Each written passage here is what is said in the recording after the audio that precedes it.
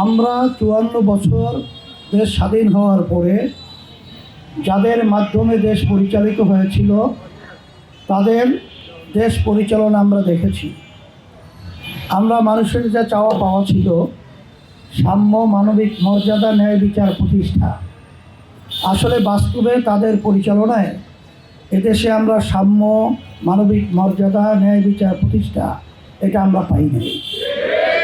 বরঞ্চ আমাদের দেশ অন্যান্য দেশের দিকে যদি আপনি তাকান, যদিও আমাদের দেশের পরে তারা স্বাধীন হওয়ার পরেও তাদের দেশ অনেক দিক থেকে উন্নতি হয়েছে, কিন্তু আমাদের দেশ কিন্তু দিনের দিক চোরের দিক থেকে ফার্স্ট হয়েছে, দুর্নীতির দিক থেকে ফার্স্ট হয়েছে, খুনির দিক থেকে ফার্স্ট হয়েছে।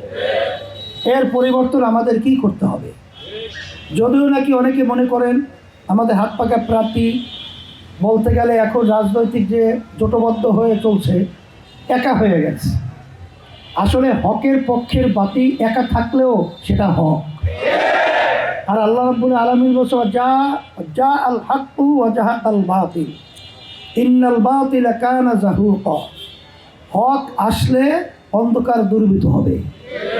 সেই হিসাবে আপনি জানেন আল্লাহ রাসূল সাল্লাল্লাহু আলাইহি যখন হকের আওয়াজ নিয়ে আসছিলেন তখন তার সাথে কিন্তু কেউ ছিল না, কিন্তু আস্তে আস্তে আলহামদুলিল্লাহ তাম দুনিয়ার ভিতরে এই হকের আলো আল্লাহ জ্বালিয়ে দিয়েছেন। আমরা বিশেষ করে প্রথম একটা দল, আমরা ইসলামী শক্তিকে আমরা সংসদে নেয়ার যে প্রক্রিয়া শুরু করেছিলাম, মানুষের একটা সাড়াও মিলেছিল। কিন্তু দুঃখের মধ্যে বলতে হয় যে এক পর্যায়ে যখন নাকি কিছু স্বার্থান্বেষী মহল, ক্ষমতা লোভীরা যখন এই জোয়ার দেখলো, তখন ইসলামের নামক এই শক্তিটাকে বিলীন করে ক্ষমতার সিঁড়ি হিসাবে আমাদেরকে ব্যবহার করতে যখন চেয়েছিল, তখন আমরা বলছিলাম যে আমরা এই দলবদ্ধ হয়েছি ইসলামের জন্যে, আর এখন বের হলাম ইসলামের কল্যাণের জন্য। আলহামদুলিল্লাহ আমরা যখন আওয়াজ তুললাম, সারা দেশের ভিতরে কিন্তু সম্মানিত ওলামায়ে কেরাম এবং যারা দেশপ্রেমিক রয়েছে, এমনকি অন্য সংখ্যালঘু যারা রয়েছে হিন্দু সহ, সবাই কিন্তু আমাদের এই সিদ্ধান্তকে সাধুবাদ জানিয়েছে। এখন আমি বলবো শুধু সাধুবাদ জানালে হবে না, এটা সমর্থন করলে হবে না। এখানে মাঠ যদি ফাঁকা থাকে তাহলে তো যারা নাকি ক্ষমতা প্রেমিক রয়েছে এরা তো মাঠ দখল করে নেবে। এই জন্য আমি আমার বিশেষ করে ইসলামী আন্দোলন বাংলাদেশের নেতাকর্মী, সমর্থন মুহিব্বিন, সম্মানিত ওলামায়ে কেরাম, দেশপ্রেমিক যারা রয়েছে, যারা ইসলামকে ভালোবাসে, যারা ন্যায়কে প্রতিষ্ঠিত করতে চায়, দেশকে রক্ষা করতে চায়, আমি সকলকে উদাত্ত আহ্বান জানাবো, আমরা সবাই আমার ভাইদের কাছে, মা বোনদের কাছে আমরা বুঝাবো যে আমরা দেশকে যদি সুন্দর করতে হয়, ইসলামের শক্তি উত্থান করতে হয় এবং মানবতার কল্যাণ যদি নিশ্চিত করতে হয়, তাহলে হাত পাকা প্রতীকের বিকল্প বর্তমানে আর কোনো দলের মার্কা নেই।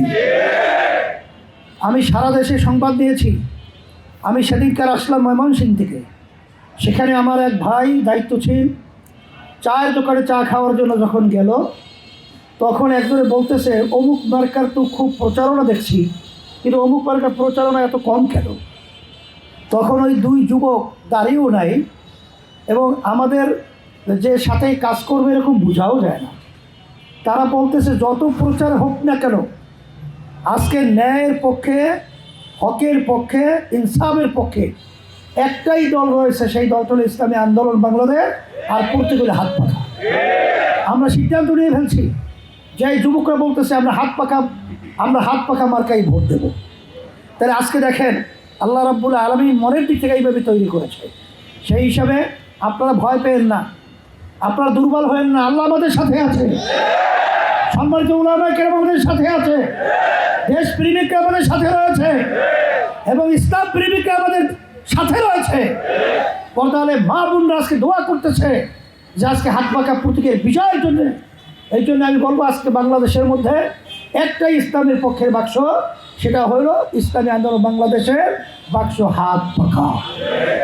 সাথে সাথে আমি সকল উদাত্ত আহ্বান জানাবো, যারা যেভাবে কথা বলুক না কেন, মিথ্যা প্রচার করুক না কেন, আল্লাহ রাব্বুল আলামিন ওদের চেয়ে বড় কৌশলী, আল্লাহ রাব্বুল আলামিন ওদের ষড়যন্ত্রকে নস্যাৎ করবে, ভেঙে ফেলবে। সেই আহ্বান আমি করছি, দুনিয়াতে শান্তি যদি ইসলামের সাথে আমরা থাকি, আখেরাতে মুক্তি যদি আমরা ইসলামের সাথে থাকি। এই আহ্বান করে আমার ছোট ভাই, আমার সন্তানের মতো আমি খন্দকার জাকির হোসেনের হাতে হাত পাকা প্রতীক উঠিয়ে দিয়ে আপনাদের সামনে আমানত হিসেবে রেখে গেলাম। আপনারা এই কয়েকদিন রাত্রদিনকে রাত্রদিন না বলে আমার ভাইদের কাছে, মা বোনদের কাছে যাবেন, ইসলামী আন্দোলন বাংলাদেশ হাত পাকা প্রতীকের প্রার্থীর পক্ষে আপনারা দাওয়াত দিবেন। একটা লোক যদি ইসলামের পক্ষে বাড়ে, ইসলামের শক্তি বাড়বে।